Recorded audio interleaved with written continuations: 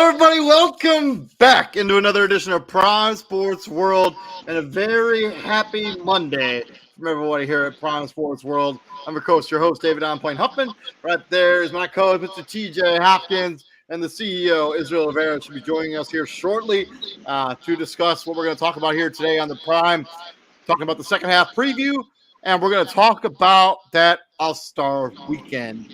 Happy Monday, TJ. Please like, share, and subscribe to the podcast, by the way. But happy Monday, TJ. How are you? I'm good. Can you hear me pretty good? Is there an echo? Yes, there is an echo, but it's like my echo. Like I can hear my voice. But it's okay. We'll just roll with it. I can hear you, though, fine. Because I'm using my phone right now because I don't know, when I use my laptop, there's always a connection issue, like I cut in and out, and that irritates me. I feel you. All good. But yeah, let's talk actually about the breaking news in the NBA this morning. Before we get into the All-Star stuff, let's talk about Jacques Vaughn. Fired this morning or this afternoon as a member of the head coach of the Brooklyn Nets. They were 21-33 at the time of his firing. He led them to the playoffs after Steve Nash got fired last year. What do you think about that firing before we get into anything else? It just doesn't make any sense. Like, you gave the guy a multi-year extension, and then I don't know what you expected to happen this season. like no Kyrie, no KD, and you're just like, eh. All right, thanks for no thanks. We're gonna go elsewhere. I didn't know about his extension when we're talking about this trade in our group chat, because I always kind of thought that like they were gonna try to get Ime Udoka right after they fired Steve Nash last year, right? And then after that hiring never went through, they were like, okay, well I guess we'll just let Jacques Vaughn be the interim head coach, we'll let him continue his contract. It's very head scratching because, like, maybe you thought Brooklyn would be better than what they are currently, but not by much. I mean, what was your expectations? It seems super unrealistic. And Kevin Ollie, they ended the season last year, like after all those trades. They ended the season very with almost like a 500 record, maybe even below 500. They were below 500. Yeah, and they were the head coach of this team. He's 71-68. 0-8 in the playoffs. Who, Jacques Vaughn? Yeah. Yeah. I mean, this team, like I said earlier, man, this team wasn't really going anywhere anyways. I mean, they're right outside the play-in. I don't expect them to even make the play-in, even with this roster currently constructed. I mean, they traded away Spencer Dinwiddie, who's had a really down year. They traded away Royce O'Neal. They traded away some guys already. They're going a lot younger. Obviously, I think the plan is to, obviously Cam Thomas, Mikal Bridges, Cam Johnson.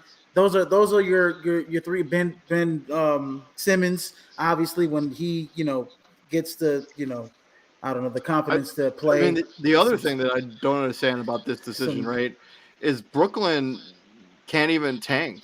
Like, if they wanted to go completely in the dumpster, because they would have to give up their pick to Houston, no matter what. It doesn't make any sense. If you're gonna go get a new head coach, I think you probably start your search at the end of the season. Let Jacques Vaughn finish it out. Maybe you make the play, and maybe you don't. But I mean, this gives the opportunity to Kevin Ollie now to show what he can do with the team, right?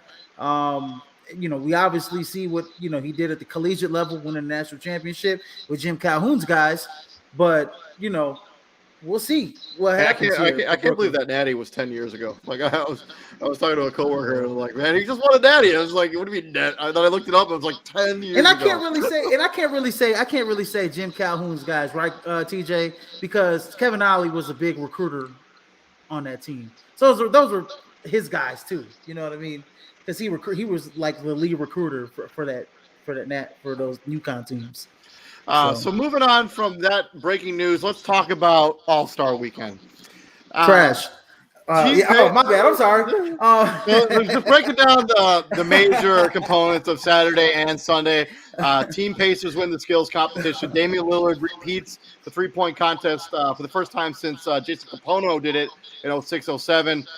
Steph beats Sabrina in a really fun mixed gender shootout there. McClung wins the dunk contest again for back-to-back for him. The East beat the West 211 to 186. Most points by one team in the All-Star game. Most points ever scored in the game. Damian Lillard wins the MVP. Best and worst parts of the weekend for you, and what can be done to fix this weekend? TJ, you want me to go or you want to go? TJ, you want me to go or you want to go first? That should put me to sleep, man. Man, look. Man, I was watching it. I was like happy it ended. No, you know what? I think the best part of All-Star Weekend was everything that happened outside of all the competitions, right? The ode to like Oscar Robinson and Reggie Miller and Larry Bird, right? Like the introductions, the fact that they brought back the All-Star Game, jerseys, right? Like those nice All-Star Game jerseys, those nice All-Star Game unis. I think the aura of Indiana, I just think like the good I want to say like the introduction, like the great in-game production. The in-game production was fantastic. Like that was fantastic. The LED on the floor, and like having it at Lucas Oil, like it was a really cool produced game. Or that like was the weekend. Part. But everything that happened during the weekend was just kind of not good. Like the judging on the dunk contest was super erratic and didn't make a whole lick of sense. The skills competition was just like, I don't get like what was Anthony Edwards doing on that? I'm part of that skills. Well, he said he was going to shoot all the shots lefty anyways. I mean, don't you want to win? I mean, I thought the skills competition, TJ, David, the skills competition used to be a lot harder than that. I mean, the passing. It was like confusing. Like I didn't even know. They were like a mile wide. I think my 8-year-old son could make those passes. I mean, are you kidding me? Like it used to be so much harder. Like the bounce passes into the small buckets. Those were a lot harder. Like it's the exact size of a basketball. Like you literally had to have a spot on pass. Exactly. And these big things were just like a mile wide. I was just like, I'm so confused. It's like, let's pass as many passes as we can into these big ass holes. Like, yeah, David, to your thought, or when I was like, yo, this All-Star Weekend has been trash. You're like, hey, the 3-point contest was entertaining. I think that was the only thing that was entertaining. Was a 3-point contest. That's the only thing I enjoyed. I did enjoy the Steph and Sabrina Ionescu. And I hope they expand. I hope they expand that because that was actually really, real cool. I'm not sure what you do with the All-Star game because of the game's threshold now, right? Players are not going to get injured in a scrimmage game and risk getting injured in that game, and because you have to play 65 games. That's some bullshit. I'm sorry, David. That's bullshit. I'm sorry. It's bullshit. And TJ, it's bullshit too, right? That's a sorry ass excuse, David. Hell yeah. Serious before the threshold was even put in. That's true. Yeah. TJ, they've been playing 82 games since the freaking 60s, bro. They've been playing 82 games. But there wasn't since the a 60s. Threshold this season. This is a new. I don't care. Look, Dave, you can't use the threshold as an excuse because, like I said, they weren't taking it serious before the 65-game threshold was put in. You can't say that. The new threshold is why they're not taking it. No. They want to take no. I haven't even okay. Out of all my years, TJ, David, have you ever seen somebody get hurt in the All-Star game? No. Even when they was playing hard in the 90s, even the early 2000s, T-Mac and KG and Kobe and all those guys, Dirk, when they were playing hard in the early 2000s, even the mid 2000s, like you never seen a guy get hurt. Honestly, when Luka threw that alley-oop and he got stuffed by the rim, he could have freaking torn Achilles doing some stupid shit like that. Yeah, you know what I mean?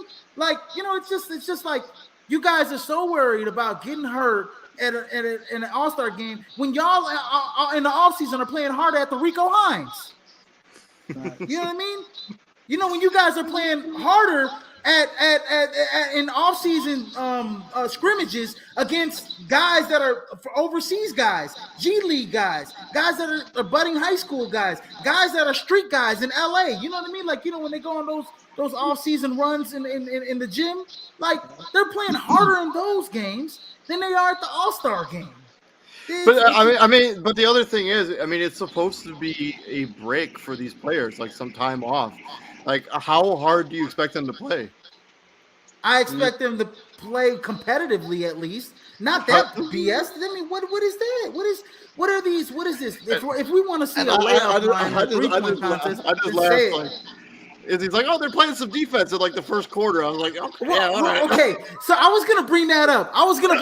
So I was like, okay, first quarter. I thought that they were. I was gonna be like, hey man, the Steph got the block, and I was like, hey, the defense is a little bit better in this game.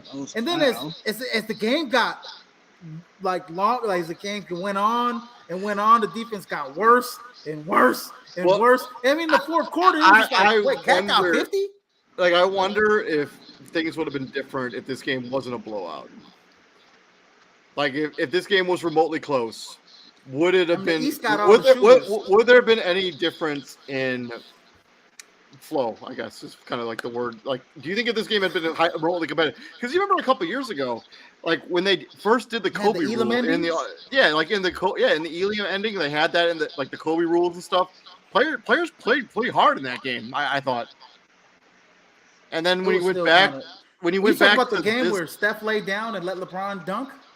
There's going to be some of that still. But I just thought I never saw that growing up. Jordan, Ewing, Clyde Drexler, none of those guys would have never allowed that or never would have played. They have too much pride and competitiveness to allow that type of shit to happen. AI, Tracy McGrady, Vince Carter, Jason Kidd, all those guys, Kobe, those guys, Shaq, those guys would have never played like this. This is a travesty. And for the fact, and I saw it in Adam Silver's face when he gave the MVP trophy to Damian Lillard. You could tell Adam Silver was like, I'm just pissed off.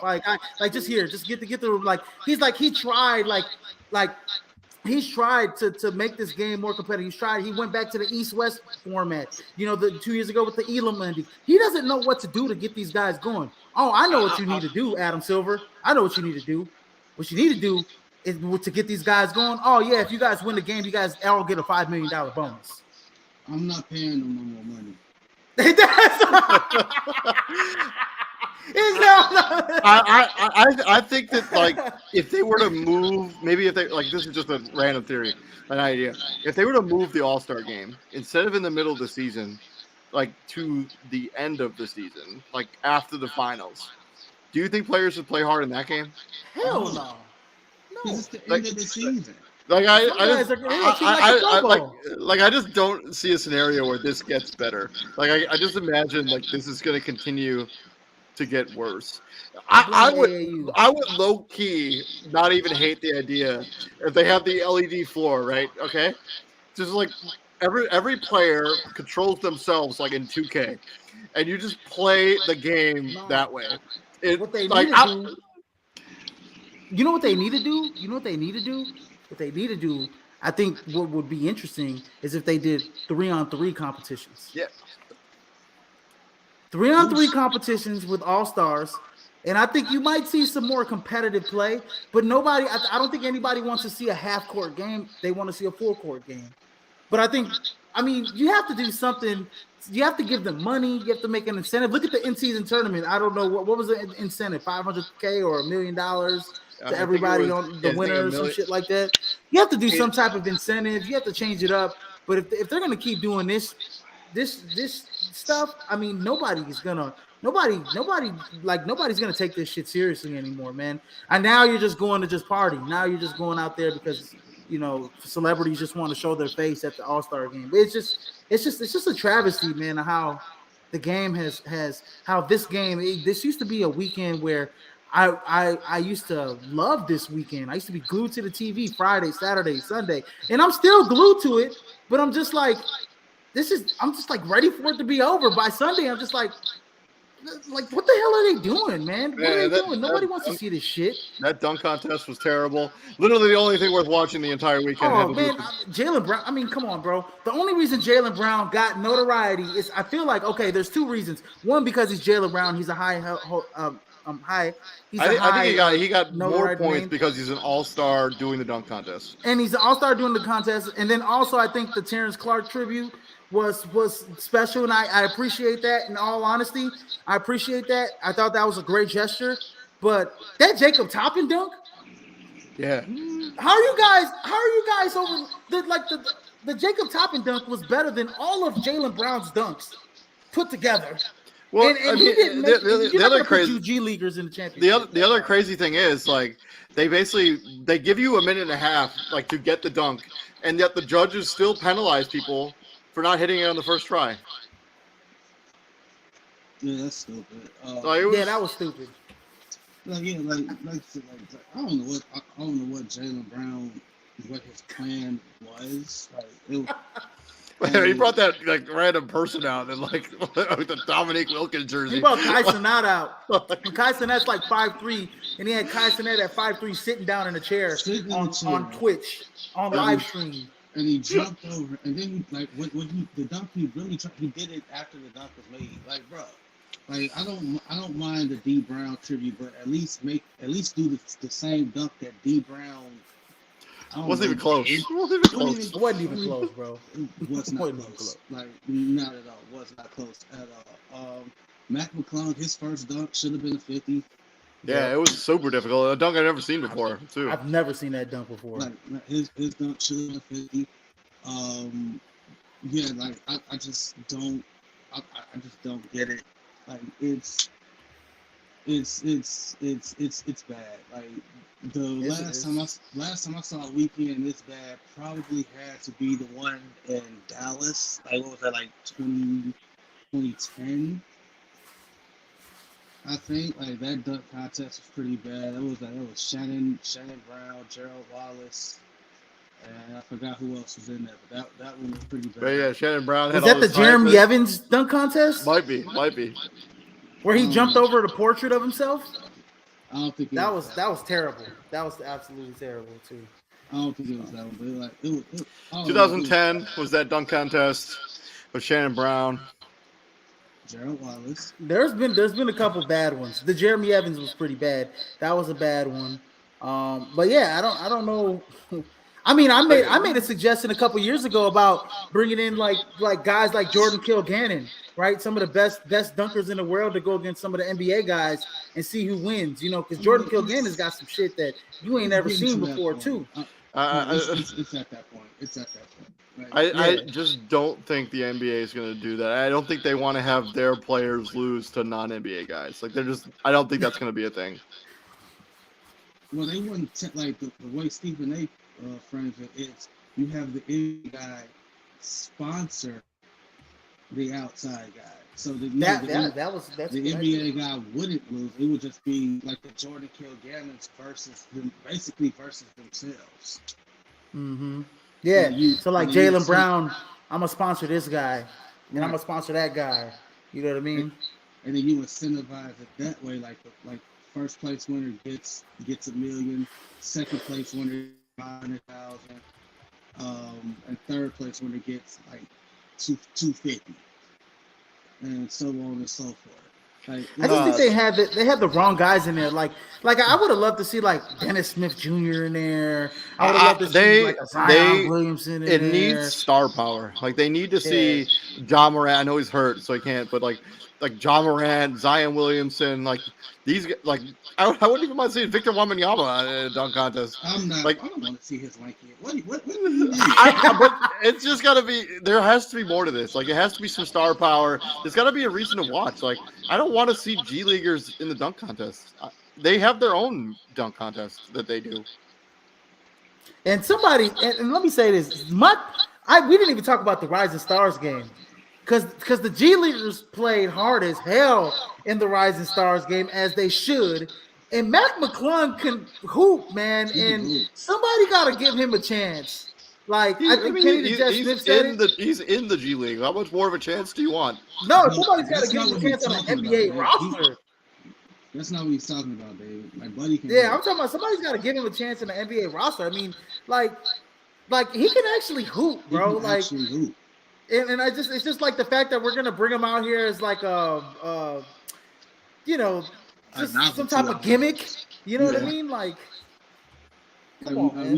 we just gonna call you up to the main roster just so you can do this, and afterwards we're gonna send you back down. Like they did Derrick Jones Jr. like that when he was in Phoenix. Like he spent most of the season in the G League, and then they brought him up for like that week leading up to the dunk contest and All-Star Weekend. And yeah, like they did that to him until they realized, oh, Derrick Jones Jr. can actually hoop a little bit. Why don't we just keep him on the main roster? And the issue that Mac McClung has is the 2 league affiliates he's been in, or 3 I think now, is they were pretty stacked at the guard position. Like he spent time with the Lakers G League affiliate, he spent time with the Sixers G League affiliate. Now he's in Orlando, where it's like it's pretty heavy. It's a pretty heavy guard rotation in those 3 locations. I mean, shit, man. And TJ, I see guys like TJ, and TJ McConnell's a nice player off the bench for Indiana. But I could totally see Mac McClung, who's TJ McConnell size, with more athleticism and has more handle and like almost a better shot. I could definitely see him coming off the bench for somebody. Look at Pacific P from Boston. You know, Peyton Pritchard. Like, come on, man.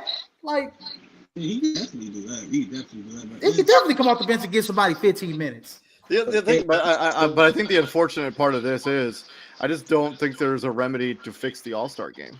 Like you have to give these guys money, man. Hey, the AAU messed these guys up from a young age, and it's over with. So yeah, so I'm not sure there's any kind of remedy that can fix the All-Star game. What do you do, TJ? What do you do, TJ? I get rid of the game. I'm just saying. Oh man. Just get the whole like it's they ask the question like what's worse between the All-Star game or the Pro Bowl, and this is it's sad. Oh, it's getting there. It's getting there. It was tough to watch the All-Star game last night. So because it used to mean something. It legit used to be a badge of honor. Oh, here's a suggestion. I saw somebody do this out there. Players with injuries just not playing. Hey, David, TJ, I saw somebody do this out there. I think it was Hassan Whiteside, because they did the same thing in baseball. Whoever wins the All-Star game gets home court advantage in the finals. East West. I just don't think that's going to be incentive enough for every player. But I don't know if they still do that in baseball. Do they still do that in baseball? I don't think so. Yes, they do. They still do it in baseball? Yeah, they still do it in baseball. I thought they still did it in baseball. In baseball, it's a different game.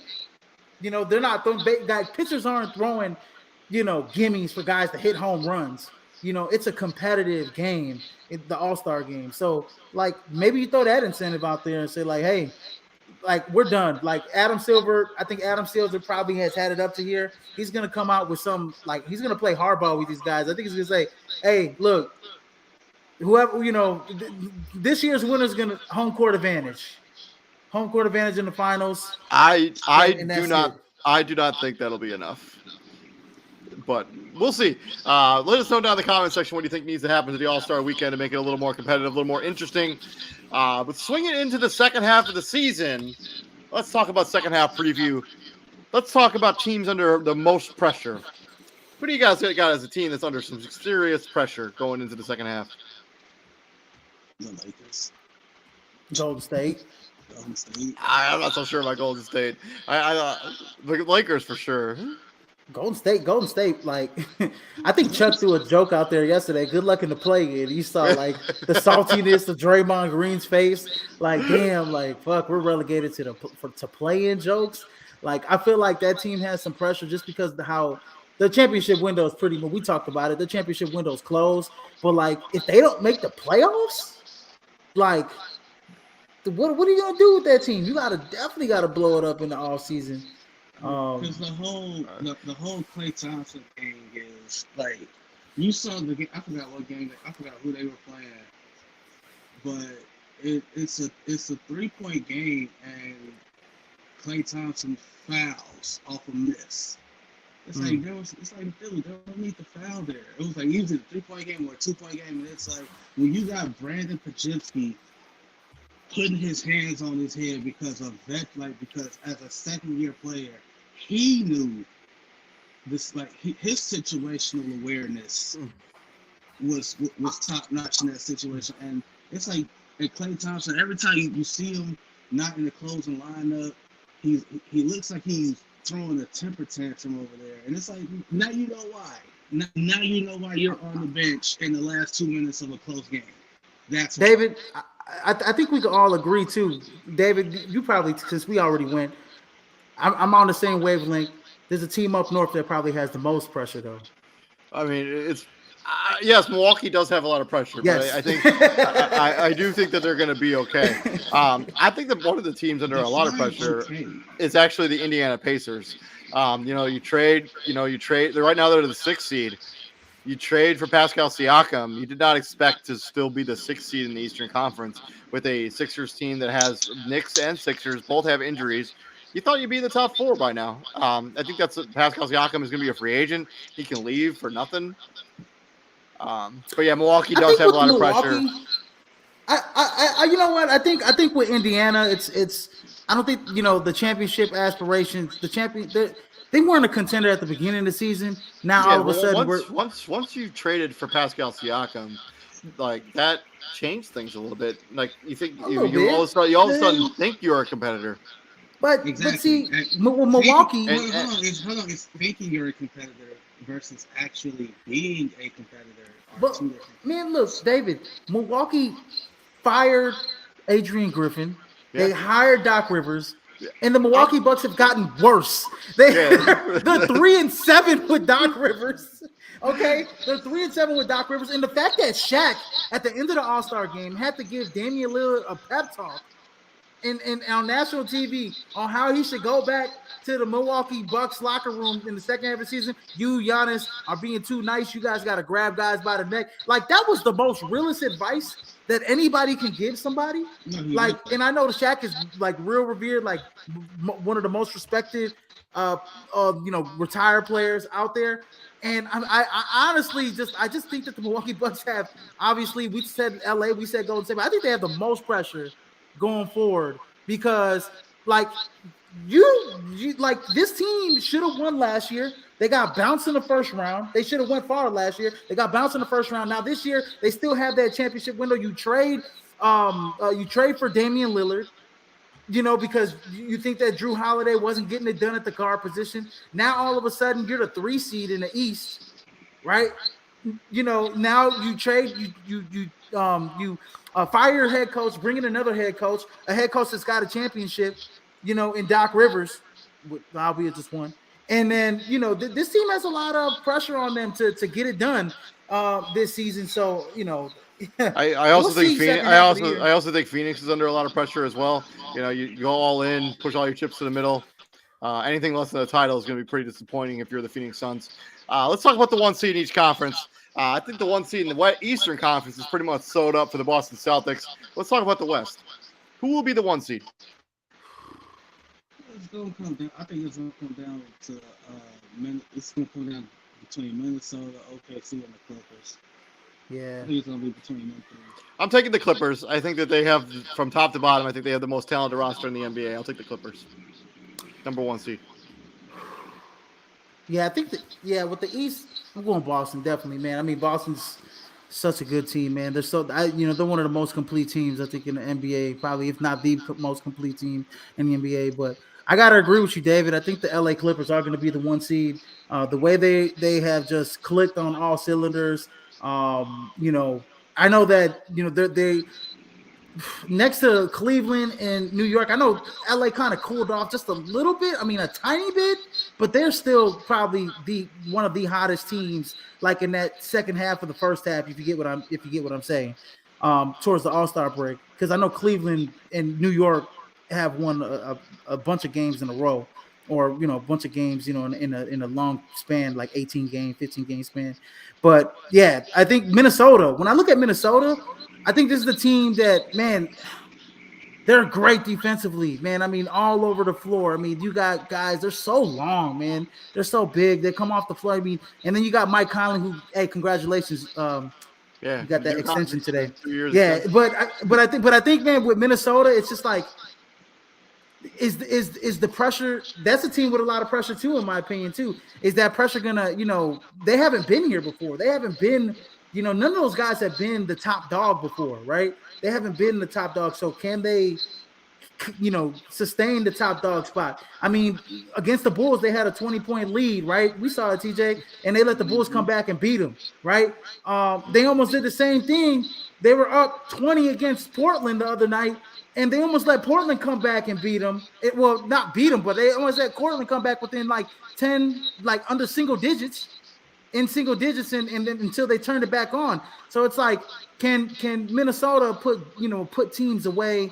I think they can. OKC is just gonna, they're a young team, but they're like, it's like they're veteran laden young. I mean, it's just like one of those young teams, like the Boston Celtics of the West. How Jason Tatum, Jaylen Brown, and those guys kind of grew up together. I just think that's the same thing with Jalen Williams and Shai Gilgeous-Alexander, and now you add Chet with it. I still think they're going to be like the 3 seed, but so I'll go Clippers 1, Minnesota 2. And then outside of the Okay, number 1 seed in each conference, let's talk about who's your team to watch in each conference. For me, I'll go Phoenix in the West. I think that collection of talent there is good enough to compete with any team in the NBA. They're currently the 5 seed. I think that's a dangerous basketball team. And on the other side, I think the Knicks. If the Knicks can get healthy, given the trades that they've made to bolster that roster, I think that's the Knicks team that's going to be scary when it comes playoff time. I also really like the Dallas Mavericks. Derek Lively back off the IR. She's going to be back playing for the Dallas Mavericks with the pieces that they added at the deadline. I like the Dallas Mavericks going forward. Yeah, Dallas is nice, man. No, I actually agree with you on the East side. I think, man, at some point, I don't know how much I trust Cleveland, but I trust the hell out of New York Knicks.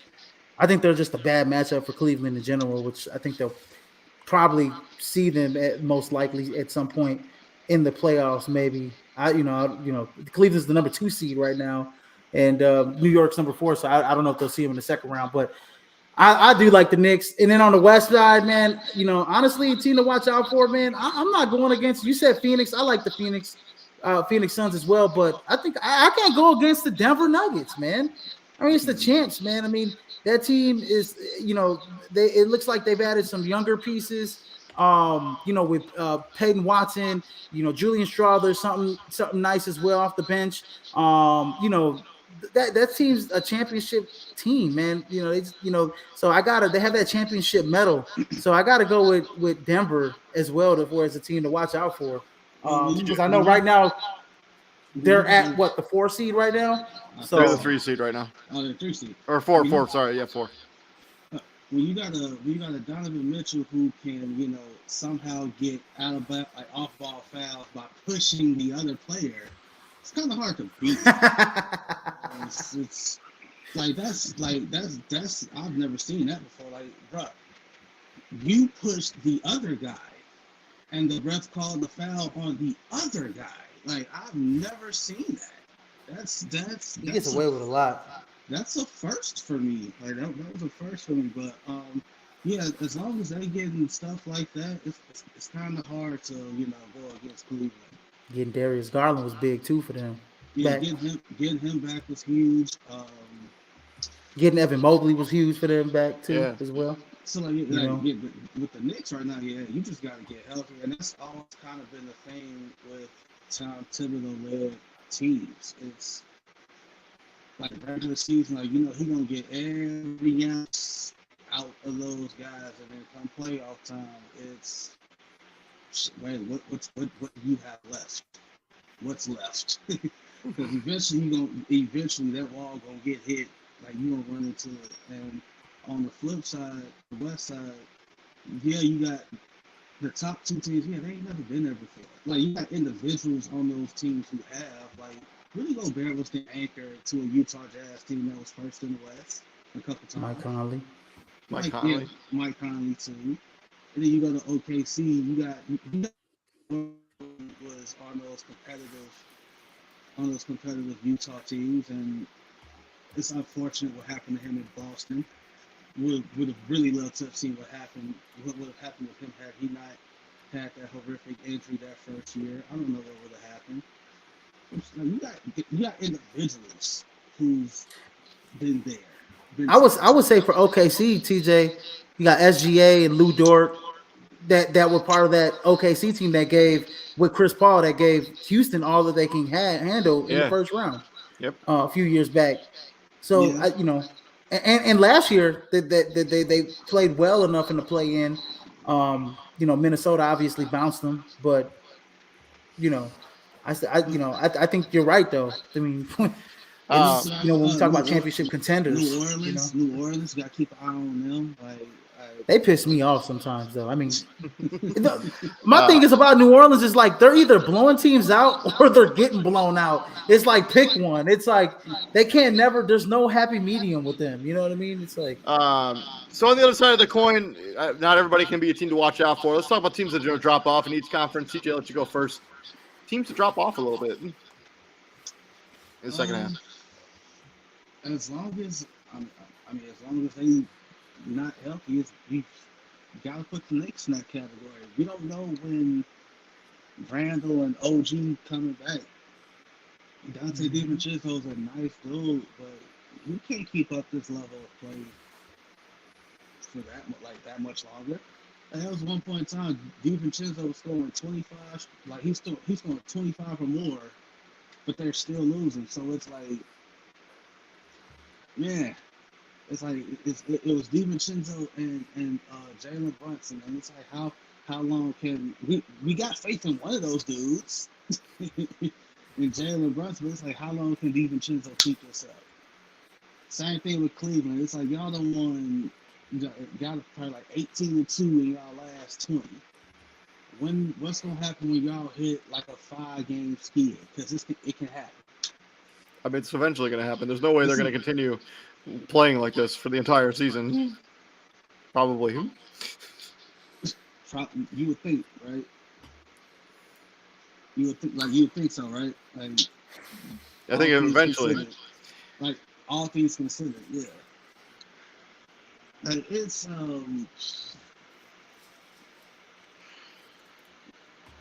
I'm kind of disappointed. I don't know if this is I'm kind of disappointed in the Orlando Magic. And Izzy, what did I tell you? What did I tell you? I was a little happy, man. I got a little ahead of myself early on in the season. I'm not gonna lie, but you know what though? Orlando's been a fucking. Orlando's been a thorn in the Bulls' side all season, man. They're 7-3 in their last 10 games. And they're playing team. And they're the 8th seed right now. Yeah, they're playing team. My team in the East is going to be fairly obvious. It's the Philadelphia 76ers. They're 3-7 in their last 10 games, and who knows what they're going to be like without Joel Embiid anchoring that offense. I expect them to continue to tumble in the standings as the season goes on. Absolutely. That was going to be my guy. My team in the East was the Philadelphia 76ers. I think one of those teams. I think you will see like Orlando, or you will see Miami move into the 6th seed as the Pacers probably move up into the 5th seed or so. And Philly drops down into the play-in. But obviously, if Joel Embiid comes back, around the play-in time, well, what's his conditioning looking like? And it's going to be tough to beat that team with Joel Embiid, for the 7th seed. So yeah, that's one of my teams right there. That's one team for the East, and then obviously for the West, man, it's got to be the Golden State Warriors, man. I just think that team is, man, it's I talked about it being the most under pressure, man. They're right now they're sitting at the 10th slot. Right now it's kind of grim. You don't know what you're gonna get with them on a night-to-night basis. You know what you're gonna get out of Steph. You don't know what you're gonna get out of the rest of the guys. It almost seems like Obviously I like Brandon Pajemski. He's nice, man. He's been great since CP3's been down. Jonathan Kaminga, ever since he had his little temper tantrum with Steve Kerr, Ever since he cut his hair. he needs to go back to the barber because they need to line that boy up. And he's been pretty solid, but it's that team just doesn't play the same defense like they used to in previous seasons. Andrew Wiggins is man, he's fell off. I mean, I know he's been hurt a little bit, but he's having a really down season. Jonathan Kaminga pretty much makes him expendable. But I don't know why this team what's this team why it needed to make some sort of trade at the deadline. The issue I have with the Warriors is when you got a flash, when you got a flash of number 4, like, hey, I got 4 rings. Like, okay, we don't care, dude. Like, we really don't. You got 4 rings. It seems like eons ago. I mean, it was only 3 years ago. 3 years ago, yeah. No, no, but at the same time, like that, to me, that's weak. That's weak. Like when you got Draymond looking dumb, flashing the 4 at the Clippers, it's like, okay, what about this game we're playing right now? What about this season? This season right now. Like, so moving into the other categories, let's do a little rapid fire here. Just quick one word answer. Let's talk about the Los Angeles Lakers. Do they make the playoffs? Yes or no? No. I'm going yeah. But that's like to David, you might be right because it's almost like it's sacrilegious that the Lakers. Yeah, you know what? I'll change my answer. Yeah, they gonna make the playoffs, but Utah's coming right behind them, man. Utah's coming right behind them. I think Utah is gonna make a push at one of those spots. Utah's 4 games back in the Lakers. They'll be fine. No, I mean they're coming right behind them in terms of the play-in. They're right there, a game out from the 10th slot. We act like 4 games is not a lot. David? And yeah, four games is kind of a lot. It's not a lot in the regulars when you got how many games left? You got 30-some games left. 36 games. And as bad as the Lakers have been playing, you know what I mean? I mean, Utah's 3-7 in the last 10 games. They haven't been any better. Exactly. Anyways. Go ahead. Which traded player will have the biggest impact on their new team? Name a guy. Gordon Hayward. Izzy. Will have the biggest impact on their new team. Pascal Siakam. I will go OG Anunoby. Because I was going to go Pascal, but Izzy took mine. Buyout player, biggest impact on their new team. Obviously, not all the buyout players have signed new contracts yet. The ones that have, Bismack Biyombo signed with the Thunder. I'd like that a lot, actually.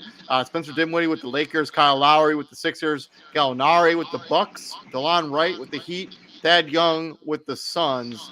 The other players who are expected to be bought out or have been flat out released, Dallas Bertans, Troy Brown, Seth Curry, Evan Fournier, Wes Matthews, Patty Mills, Shake Milton, Marcus Morris, Mike Muscala, Seti Osman, Otto Porter, Lamar Stevens, or Garrett Temple. None of them. Those players have until March 1st. Man, the guy with the biggest impact is probably going to be Spencer Dinwiddie, to be honest with you, man. They try to employ him, before the All-Star break a little bit. So I think he'll be probably have the biggest impact coming off that bench, for LA. So I'm gonna go Thad Young and Felix. Like he a Swiss Army knife. He gives them some kind of size up front, and Thad Young. He that vet presence in the locker room that a lot of teams could use. But the rest of them girls that you listed off, David, like the ones that ain't signed, I'm just I don't think like none of them are real needle movers. Kyle Lowry signed in Philly. Like, hey, that's pretty much like, hey, this is last shop for him. And back home, this is legit probably it for him. He just wants to stay at home. It's actually very rare that buyout players have any impact on who wins the NBA title. I cannot remember the last buyout player who directly led to a title. So it's pretty rare. Coaches on the hot seat. Who's your coach on the hot seat as we move forward? As Jock Bond was fired this morning. Who else is on the hot seat? How much time we got? To get fired before the season? Yeah, you got one guy. Give me your guy. That's the problem. We can't just limit this to one guy. How much we got? Which call? We got. Why is his name escaping me? Billy Donovan. The Bulls don't make the playoffs. Billy Donovan will be. Well, you said before the season. No, I mean right now. Who's on the hottest seat right now in the NBA? Like in your right opinion? now, but I'm saying like, are they going to get fired after the season's over with? Like the result after the season, or like who is currently sitting on the hottest seat in the NBA? Who do you expect to be the next guy fired? Izzy, the hot seat is the damn hot seat. Before the season ends, after the season. I'm just trying to say, God dang it. All right. There's some ties. How about Joe Mazzulla? Darvin No. Ham. Darvin. Steve Clifford. No, for real. Joe Mazzulla don't get it done with the Boston Celtics. He don't take them to the NBA Finals. He's done. He's out of there. He's fired. That's a hot take. That's not a hot take. That's a real ass take. He's out of there. Like they are gonna fire that man if he doesn't make the NBA Finals this season with that team. Darvin Ham, Doc Rivers, Billy Donovan, Steve Clifford. I never understood what I heard. Of the Hornets. Hey, how about this? How about Chauncey? Hey, you know what? How about Chauncey Billups, man? How's that a hot seat when they're already bad, David? Yeah, but they're already bad. Like, that's what I'm saying. Steve Clifford. I never understood when they hired him. I can't even put out Chauncey Billups like that, man. I feel like Portland's been better of late. You know, whatever with their effort. Will the Pistons break that record? They would have to win at least. So it's 10 and whatever that math is. 10 and 72. Yeah, they're currently 8-46. Stop it! Don't disrespect the Pistons like that. Will they break that record? So they have to win at least 2 games down the stretch. Yes. So they will win more than 2 games. No, they will not. So they won't break the record. They will not break the record. No. They've been playing a lot. They've been playing a lot more competitively. You know, since they made their little moves. So instead of losing by 20, they're losing by 10. They're losing by 2 or 4 or 5. Well, they're 3-7 in their last 10 games. If they keep up that pace, they should win 9 more games for the rest of the year. So they should be fine. They're definitely winning 9 more games, man. Come on, man. Stop it, man. Definitely. You want to bet that the Pistons I'll make a bet, dude. They'll win 20 games this season. They'll win 12 more games. They got to win 12 more games before the end of the year. Yes, 12 more games. Yes, they'll win 12 more games this season. Man, with the winning streak, I don't even think they have a winning streak this year. I think they'll have a 3-game winning streak at least in the second half of the season. They might have one 3-game win streak. They might have one 3-game win streak. They do not have a 3-game winning streak this season, I'm sure. They don't have any winning streak this season. No, they do. They have a 2-game winning streak. They beat the Bulls and they beat the Hornets on back-to-back nights. And what was that, early as hell in the season? No, this is like... Yeah, it actually was. It was October 27th to the 28th. Yeah. And then they lost 20-some straight. Yeah, and then they lost a hell of games. Well, then they right before the All-Star break, in February in back-to-backs, they beat Sacramento and Portland both on the road. I'll even say this. The Pistons will have a better record than the Charlotte Hornets. That's not saying much, though. That's saying. It's not saying much, but the Charlotte Hornets have 5 more games over them right now. They will not accomplish that. Results of the NBA Finals. TJ, who's gonna be playing for the finals? Who's gonna be playing for the finals? If they can get healthy, I think the Knicks can make it. Is that your prediction? I'm gonna put the Knicks in the finals versus. I'm gonna go Knicks Clippers in the finals, and the Clippers get that ring. I'm gonna go Bucks Mavericks, and I have the Mavericks winning it all. It's the Clippers, man. I swear, it's all dependent on Kawhi. Because if Kawhi goes down, I don't see that team doing a lick in the playoffs.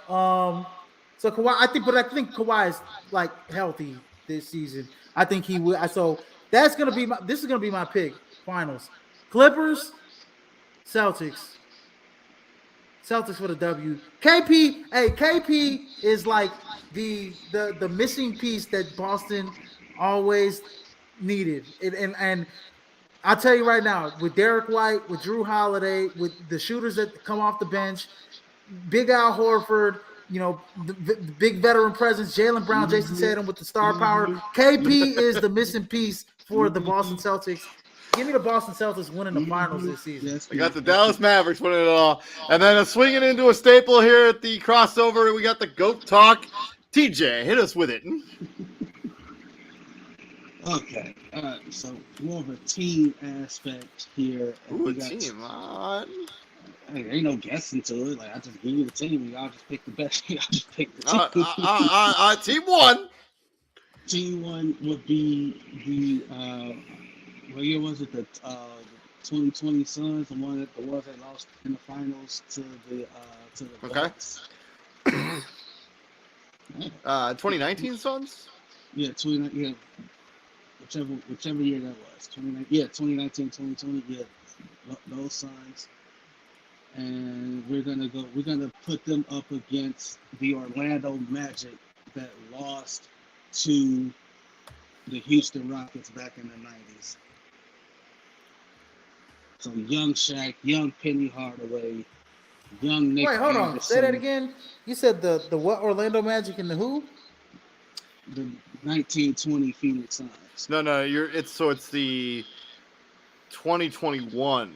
2021 Phoenix Suns. Yeah, Phoenix Suns. Versus the Orlando Magic of the 90s, of 95, 90, 94, 95? 95, 96? No, not 94, 95. 94, 95. Young Shaq, young Penny, young Nick Anderson. What? Man, come on. That was my favorite. Bro, look, let me tell you something. 94, 95 Orlando Magic team is the reason why I love basketball. Okay? I would never pick against that team ever. Okay? Or obviously against, if it was against Jordan, I'm gonna be semi semi-offensive here. I don't think this is close. I think that Orlando Magic team would sweep that Phoenix Suns team. Absolutely sweep them. Like Anthony Hardaway's on this team, Penny Hardaway, Shaq, Horace Grant.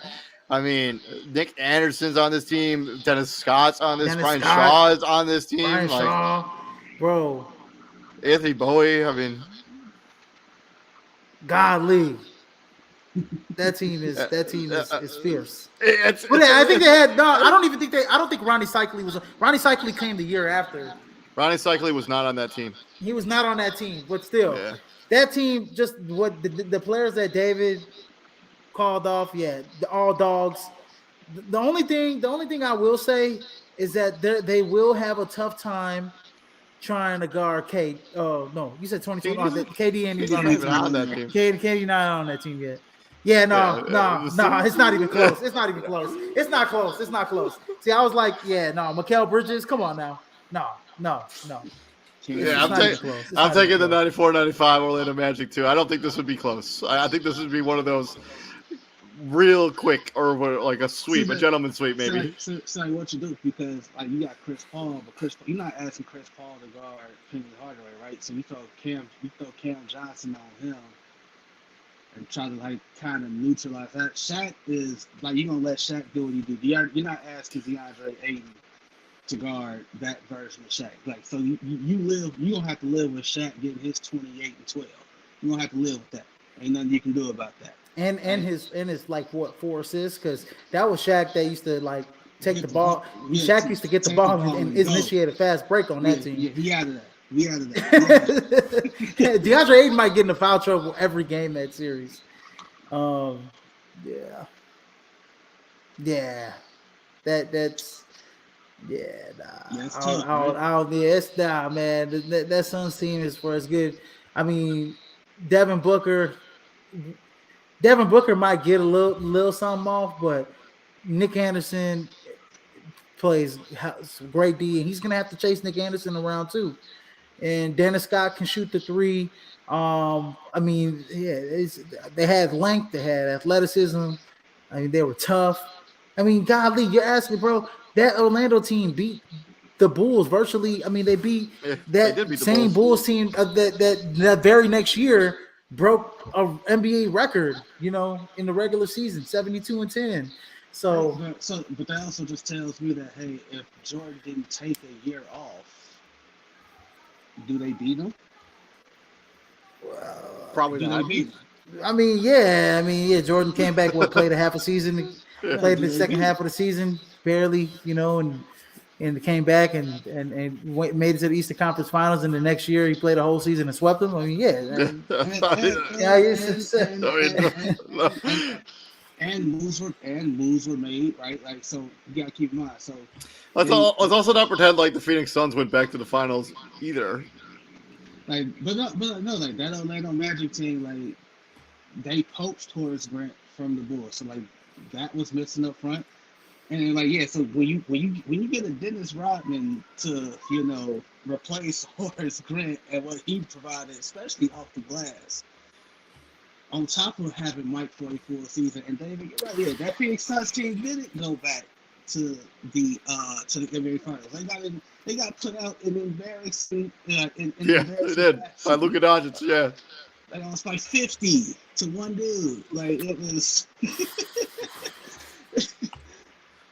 But yeah, so but this has been our second half preview here at the Prime. Thank you very much for checking us out here at the Crossover. I'm David Huffman, Israel Rivera, TJ Hopkins. Thank you very much for checking us out. Please like, share, and subscribe to the podcast. Tomorrow, we're going to bring you into our off-season preview, talking about the AFC South. You don't want to miss that content. Gentlemen, what we do here at the Prime, my friends. Bring the heat, man. We bring the heat. Man. You know what? Since we doing teams, man, I had some good ones in my head, but we'll come back with them next week. Yeah, we'll come back to it. Man, I had some good ones right off the top of my head, man. We'll be back here on Saturday. You guys all take it easy.